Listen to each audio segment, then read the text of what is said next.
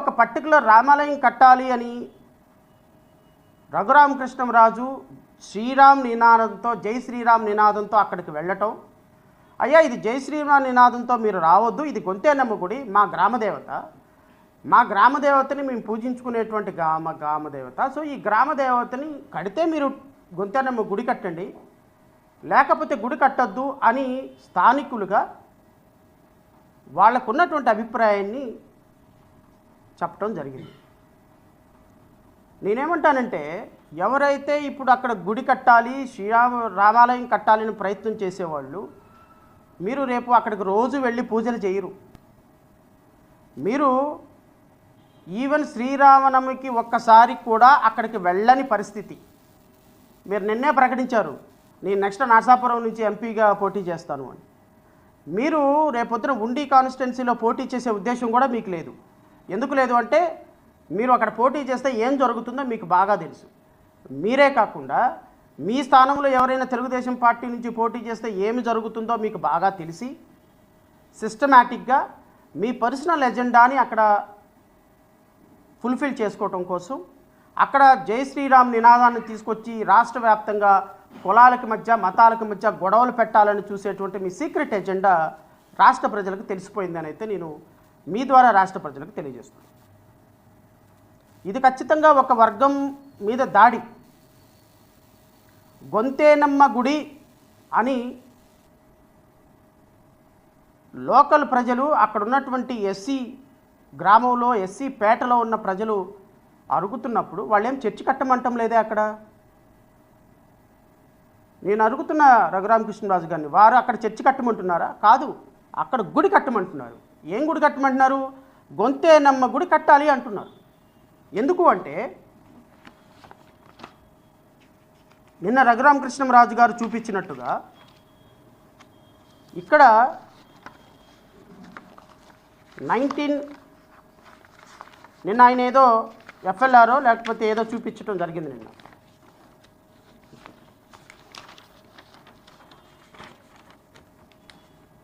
FLR Akividu village, ఇది 1930s ఇక్కడ రాసి ఉంది గుడి అని. ఏం గుడి ఉంది? రామాలయం అని అయితే లేదు ఇక్కడ. నిన్న రఘురామకృష్ణరాజు గారు చూపించినట్టుగా ఇది కొన్ని సంవత్సరాల నుంచి గుడి అని ఉంది. ఏం గుడి అని ఉంది? లోకల్ ప్రజలు చెప్తున్నట్టుగా అది గొంతేనమ్మ గుడి అంటున్నారు. వాళ్ళు లోకల్ వాళ్ళు కూడా అడుగుతుంది అక్కడ గొంతేనమ్మ గుడి కట్టండి, మా గ్రామదేవత. సో వాళ్ళ సాంప్రదాయాల ప్రకారం వాళ్ళకున్న అవకాశం ప్రకారం వాళ్ళ స్థానిక ప్రదేశంలో వాళ్ళ ఎస్సీ పేటలో ఏ గుడి కట్టుకోవాలి అనేది డిసైడ్ చేయాల్సింది ఉండిలో కూర్చున్న నరసాపురంలో కూర్చున్న రఘురామకృష్ణరాజు కాదు కదా. లోకల్ ప్రజలు డిసైడ్ చేసుకుంటారు, ఆ ప్రాంత ప్రజలు డిసైడ్ చేసుకుంటారు. అక్కడి గొంతెమ్మ గుడి కట్టుకొని దానికి వాళ్ళు గ్రామదేవతగా పూజలు చేసుకుంటారు. దానికి మీకు వచ్చినటువంటి అభ్యంతరం ఏందని అడుగుతున్నా. మీ కూటమి ప్రభుత్వానికి వచ్చిన అభ్యంతరం ఏందని అడుగుతున్నా. మీ కూటమి ప్రభుత్వం ఎందుకు కులాల మధ్య మతాల మధ్య సాంప్రదాయాల మధ్య గొడవలు పెట్టాలి అని చూస్తుందని అడుగుతున్నాను నేను. నిన్న బుల్డోజర్లు వేసుకొని ఆ టెంపుల్ని పడగొట్టడానికి వెళ్ళినప్పుడు హైకోర్టులో అత్యవసర పిటిషన్ దాఖలు చేయడం జరిగింది. అత్యవసరమైన పిటిషన్లో హానరబుల్ హైకోర్టు వారు విన్నారు.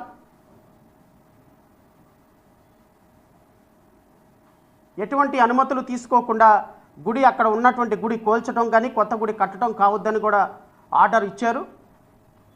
ఆ ఆర్డర్ను బేస్ చేసుకొని రేపొద్దున అధికారులు అక్కడ రఘురామకృష్ణరాజు కాదు నిర్ణయం తీసుకోవాల్సింది. సెక్షన్ 202 ఆఫ్ మున్సిపాలిటీ యాక్ట్ 1965 ప్రకారం ఏదైనా మతపరమైన కట్టడం కట్టాలి అంటే ఆ మతపరమైనటువంటి కట్టడానికి అక్కడ ఉన్నటువంటి మున్సిపల్ కమిషనర్ లోకల్ ఇన్స్పెక్షన్ చేసిన తర్వాత మాత్రమే, లోకల్ ప్రజల అభిప్రాయాలు తీసుకున్న తర్వాత మాత్రమే, గ్రామసభ నిర్వహించిన తర్వాత మాత్రమే అక్కడ ఏదైనా మతపరమైనటువంటి కట్టడాన్ని అనుమతించాలి. ఇది ప్రజాస్వామ్య దేశం రఘురామకృష్ణరాజు గారు. ప్రజాస్వామ్య దేశంలో లోకల్గా ఉన్నటువంటి ప్రజల యొక్క విశ్వాసాలను ప్రకారం అక్కడ గొంతేనమ్మ గుడి కట్టాలా రామాలయం కట్టాలా అనేది వాళ్ళు డిసైడ్ చేసుకుంటారు. అంతేగాని ఉండిలోనో లేకపోతే నరసాపురంలో కూర్చున్న రఘురామకృష్ణరాజు కాదు, లేకపోతే తాడేపల్లిలో కూర్చున్న ముఖ్యమంత్రి కాదు, లేకపోతే మాదాపూర్లో కూర్చున్న పవన్ కళ్యాణ్ కాదు డిసైడ్ చేసేది అని నేను మీ ద్వారా రాష్ట్ర ప్రజలకు తెలియజేస్తున్నా. ఇప్పుడు అక్కడ ఉన్నటువంటి గొంతెన్నమ్మ కూడా రామాలయం అని డిసైడ్ చేయవలసింది అధికారులు. Let authorities will decide. మీరు వాళ్ళని ఎలా చేయండి, ఫ్రీ అండ్ ఫెయిర్ మేనర్లో ఇన్వెస్టిగేషను ఎంక్వైరీ చేసేదానికి అవకాశం ఇవ్వండి. అధికారులు అక్కడికి వెళ్తారు. అది గొంతెన్నమ్మ గుడి అయితే గొంతెన్నమ్మ గుడి అంటారు, లేకపోతే మీరు చెప్తున్నట్టుగా రామాలయం అయితే రామాలయం అంటారు. అధికారులు will decide, authorities will decide. మీరు ఈ మధ్యలోనే నిన్న బుల్డోజర్లతోటి మీరు రామాలయాన్ని కూల్చడానికి మీరు ప్రయత్నిస్తున్న సందర్భంలో అత్యవసరంగా హైకోర్టులో పిటిషన్ వేస్తే హైకోర్టు వారు పిటిషన్ విచారించి అధికారుల అనుమతితోనే మీరు ముందుకెళ్ళండి, ఎటువంటి అధికారుల అనుమతి లేకుండా మీరు ఏ విధమైనటువంటి అక్కడ కూల్చటాలు కానీ కట్టడాలు కానీ చేయొద్దు అని చెప్పిన తర్వాత మీ యొక్క ప్రయత్నాలు ఆపారు. ప్రయత్నాలు ఆపి నిన్న ప్రెస్ మీట్ పెట్టి ఏమంటారు, మాకు చాలా ఫేవరబుల్గా ఆర్గ్యుమెంట్ చెప్పారు శ్రవణ్ కుమార్ అని. మంచిదే, మీరు ఎంత సర్కాస్టిక్గా పెట్టినా ఎంత సర్కాస్టిక్గా మాట్లాడినా వాస్తవం వాస్తవమే. మీరేమంటున్నారు, అనధికారికంగా 113 చర్చిలు ఉన్నాయి, ఇక నుంచి చర్చిలను ఎవడ కూలుస్తాడో, నేను కూల్చితే ఎవడ ఆపుతాడో చూస్తానో అంటున్నారు. నేనేమంటున్నానంటే రఘురామకృష్ణరాజు గారు, మీకు అది కూడా చదివి వినిపిస్తా. ఎందుకంటే చట్టం అనేది మీ ఒక్కరికే కాదు కదా, చట్టం అందరికీ సమానంగానే వర్తిస్తుంది. రఘురామకృష్ణరాజు గారికి నేను చెప్పదలుచుకున్నది ఏంటి అంటే, 2002 ఆంధ్రప్రదేశ్ గ్రామ పంచాయతీ లేఅవుట్ రూల్స్ ప్రకారం, రూల్ 26 ప్రకారం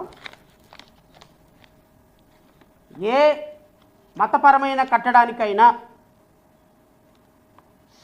రఘురామకృష్ణరాజు గారు, ఏ మతపరమైన కట్టడానికైనా రూల్ 26 ప్రకారం డిస్ట్రిక్ట్ కలెక్టర్ పర్మిషన్ అవసరం.